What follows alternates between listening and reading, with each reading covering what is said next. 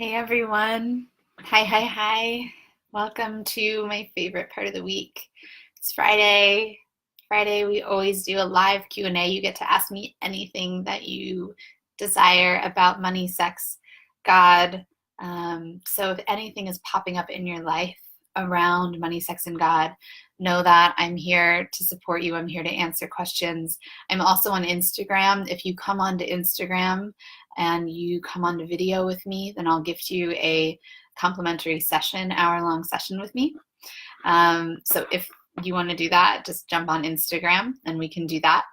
So I've got some questions from last week, and I've got some anonymous questions that have been sent in. So I'm going to start by answering those, and just know that priority goes to you guys live. So hey, I'm seeing some people pop on. So if you have questions coming up, if you want to hear about certain topics, you ask them to me, because I really want to work with you guys. Only got 20 minutes, so we're going to go rapid fire. Right? Okay. Awesome. Brian, that's a great question. How do I release my monk soul contract? Brian, I think you're being funny. And whenever you're asking how, you're doing it wrong. You're not really doing it wrong, but you're not doing it in a way that's going to connect you most to you. So rather than how, maybe play with, that's interesting. And some curiosity there, and play in the curiosity of it, play in the space of it without trying to release or get rid of anything. Okay. Okay, let me see. I've got some questions. Here we go. Okay. Let's pick which one I want to watch. Okay. Here's a question that I really love, and I'm going to answer this one, and then you guys can ask me whatever questions come up as well. So this says, I'm curious how you live in your sexual power without doing harm to others, or rather being threatening. This particular person says, I have a lot of Scorpio in my chart, and while I'm still growing in my confidence and money-making ability and sexual allure, I recognize that part of me feels safer playing small because I've been hurt more by women in the past than men, right? So great. This is such a beautiful question. Sexual energy in women, when it's an empowered sexual energy, when it's flowing through your body, the core essence of it is love. And so this feeling that we're going to hurt others when we're fully in love, in our love layer and in our truth, and when our hearts are really open, is a delusion that we play into in society. So we shut down our sexuality, we close ourselves off, right? Another thing is recognizing that the bigger that we get in our sexual energy, it's going to bring up stuff in other people, but none of that is actually hurt. It's almost like, you could imagine it like, I'm not thinking of a good example, but kind of like you're on the dance floor, and the way that you dance, right, triggers up something in the person in front of you. You're not intentionally hurting that person, right? And it's okay if it triggers something in them, right? Because sexual aliveness in a woman, especially, is not what society is used to, right? We're not used to women really stepping into their sexual power.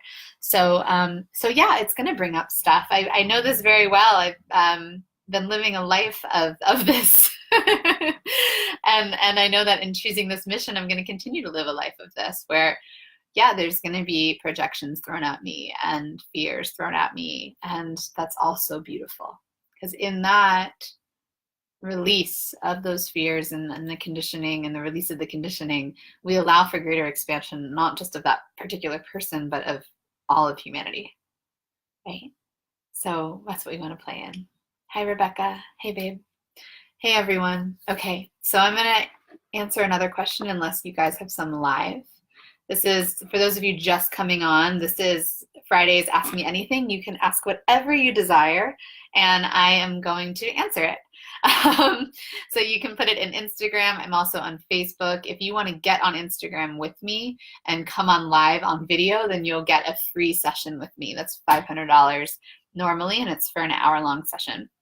That's on Instagram, so you'd have to pop over there, and you just, I think, request to join video. Okay, this is a great question from Victoria. Hey, babe. Victoria says, what do you think of the phrase, sex makes things complicated? Okay. I think my body's going, yeah. In that sex brings all of you, good sex, conscious sex brings all of you to the table, right? And we are complex beings at first. So at first, we have to sift through all the parts of ourselves that are getting in the way of who we actually are. I don't know who said this, but someone, I'm going to quote it wrong, but a male sex coach, someone in my sphere, I'll think of the name maybe later, said that when he hugs a woman or he starts engaging sexually with a woman, what he notices is that all of the parts of her that are not herself start to fall away. And so he's just watching it. He's watching the grief, he's watching the anger, he's watching the abandoned girl, he's watching all the parts of herself that are not actually her. And then that's all the complicated part, right? Now, most people don't wait for the other side, which is once all those parts start to become, start to just fall away, right? And we start to integrate and accept them for where they are. We don't want to resist them or change them. Then what happens is sex actually becomes very simple, right? And then what happens is truth of you and the connection to who you are actually becomes very simple. And we recognize that all of us are the same. We see love very clearly in that space, right? Once our parts get to be revealed, which is why sex is complicated, because we're revealing our parts. So if you have a desire, for example, that stems from a part of you that feels that is afraid of abandonment, or stems from a part of you that feels like she doesn't get to speak up, that part of you is going to feel complicated, right? That part of you is going to feel a little whirlwindy and not make a whole lot of sense.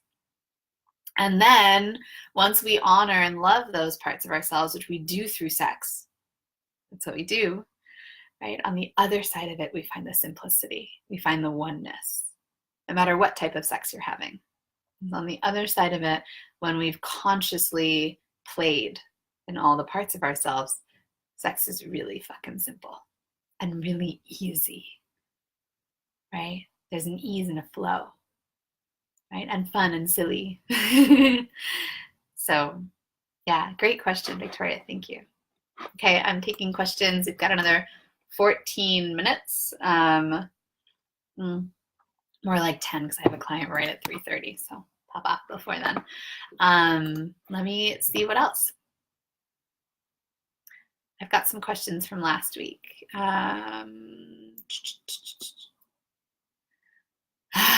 Okay, someone said, I'm super curious about your journey from being able to come into presence through kink, subspace, and then to be able to do that from eye gazing.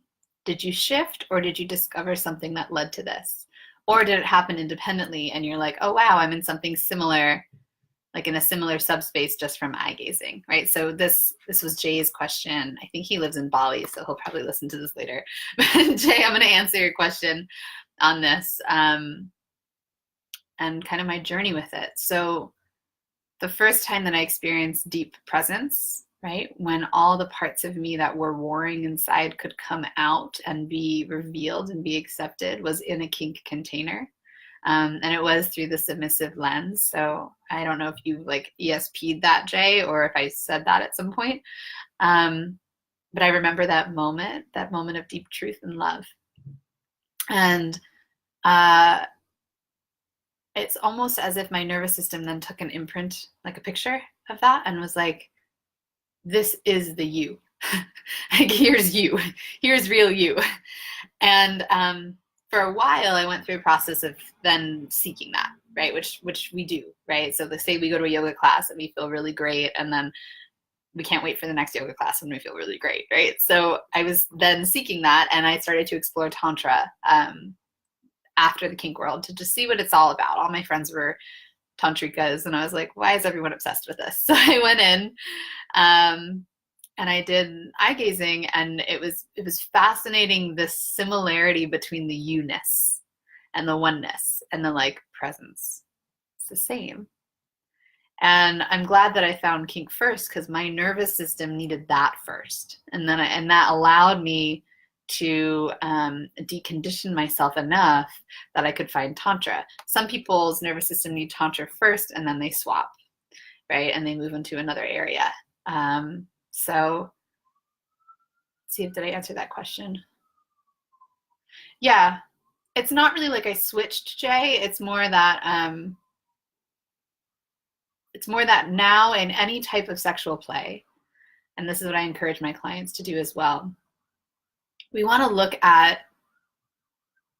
what's in front of us. What's the actual thing that's happening? So is it kink? Is it Tantra? Is it cuddling and music and massage? Is it just penetrative sex and orgasms?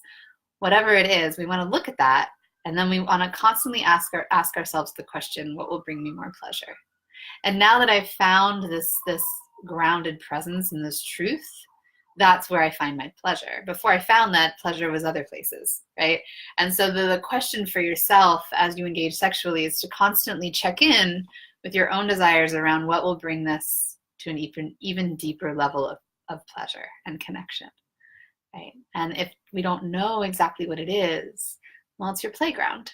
The good thing is there's a lot of tools to get there. So you may have a different access point, right? One way than another. You may find your access point to be more intensity, or the access point may be tease and anticipation. Whatever the access point is, whatever the blueprint, your erotic blueprint is, that's going to shift what you need in order to bring the most pleasure and groundedness and presence into your body. Okay. All right. So I just answered 2 questions. And I've got another 5 minutes. I'd love to take another live question. So if you guys have questions about money, sex, or God, feel free to ask them. And I'm going to go up and see if there's some other questions from last week as well. Okay, got it. Chris, thank you for asking about porn. I've been wanting to talk about this and haven't had the opportunity to, so thank you. Okay. Is pornography demeaning to men or women? Is it exploitative against progressive feminism? Was it, right? Has it changed now? Okay, so you want to hear about me and porn. Okay, and then Rebecca, your question is really good too, so I'll get that right after this one. Here's what I think about porn. In the spiritual community, we tend to think that porn equals bad. That porn is like a less conscious way of relating sexually. That it is a way of distracting yourself from your essence, right? What I've recognized is that depending on your blueprint, porn could be that, or it could be really actually nourishing for you. And I'll get to the exploitation and stuff in a second.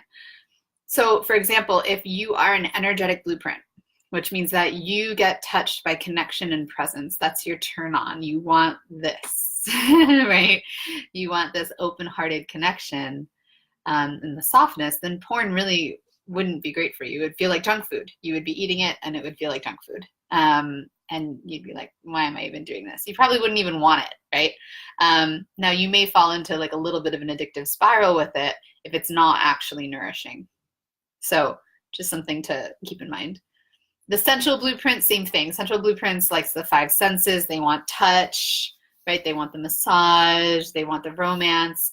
Porn's not really going to get them there either. Romantic movies might, getting a massage might, but porn, not so much. Now for the kinky and the sexual blueprint, I actually think that quality porn is awesome for you guys. So I'll start with kinky because I know that world the most. There's a lot of really great kinky porn out there. And then it makes me really happy. There's a lot of really empowered porn stars, many of whom I know and I've met. There's a lot of people in the porn industry that are very happy and fulfilled, that where it's not exploiting their sexuality, they're offering a service and they're aware of that, right? Similar to how a sex worker is offering a service. So the kink, in terms of kinky porn, because a kinkster, if you have a kink blueprint, because your turn on lies in fantasy play, it's sometimes can get kind of like, you can get stuck in your own fantasy. That's one of your shadows where your turn on only looks a certain way. right? So actually porn can help to expand your sexuality if you're a kinkster. Because then you'll start looking at other avenues. And it's like, so for example, say you're really turned on by feet, right? And that's your only avenue. So you watch a video and it has feet, and then you go and you find another video and it's a woman's hands. And all of a sudden you have a second pathway to pleasure. And then you watch another video and all of a sudden it's, I don't know, someone wearing latex, and then you have a third pathway to pleasure. And my take on this is always that we want to have as many pathways to pleasure as humanly possible. Because the more pathways to pleasure that we can attain, the greater the level of abundance, relaxation, serenity, peace, and ease in our lives. The challenge becomes when we get stuck in one way. Right? And that's why with the blueprints, we want to learn all of them so that we can learn to expand and dance in all of them. And then there's the sexual blueprint. Sexual blueprints, you guys get turned on by orgasm and penetration. It actually feeds you the same way that food does. So for you, porn is pretty much needed. I mean, not needed, at least everyday orgasms or everyday like sexual something. You need the sexual titillation, so to speak. So, and I think where sexuals get really stuck is that they're ashamed of their high sex drive. And I really want to release that here on the call today. I've got to run in just a sec, but I want to make sure you recognize if you're a sexual and if you get fed by just watching penetration or watching orgasm, the part that's going to get you stuck in the addiction spiral of porn is going to be shame. So if we can allow ourselves to celebrate it, like, I was watching the best porn, and then you text your friend, oh my God, this porn's so good. You send them a message, right? And like you create community around it and love around it, and we're celebrating the women or the men there, then we're in this place of freedom, of like celebration and dance, right? Is there child pornography? Yes. Is there child sex trafficking? Yes. Is there exploitative porn where the people don't really want to be on screen? Yes. Right? And it's pretty easy to tell what's what. So just when you're choosing porn, of course, choose wisely, right? Go up to a place where it seems like, the ducks all line up. And if you're a client of mine, I always give you a list of porn that I love. There's a lot of great sites out there. So with really beautiful people. So just wanted to give you guys that. I'm seeing comments. Everyone likes it. Rebecca says that's a fantastic way to look at porn. Never thought that they'd be giving service. Yeah, and that's a sex worker sees their job as a service worker as well, right? It's a service to release shame, to unlock shame, and to really feed another person through the life force energy that's within them. That's their sexual energy. Okay, y'all, I gotta run. If you have more questions, you can ask them and I will answer them on next week at 3 o'clock. And Rebecca, you mentioned how do you find out about your blueprint? First step that you can take is to take the erotic blueprint quiz. I will post it in the link here on Facebook, so I'll post that for you. Second step is to get into your body around it. So to learn, really dive into your body. Like, is this actually my blueprint? Or is this just what my mind is saying? So I will go ahead and post that, and then you let us know, comment back. The way to get into your body around it is a self-intimacy practice. It's something I coach my clients through. So just reach out to me if you're interested in really like enlivening your erotic blueprint and finding that full sexual aliveness that we all deserve. All right, loves, have an amazing Friday, and I will talk to you next week. Ciao. And Insta and Facebook. Mwah!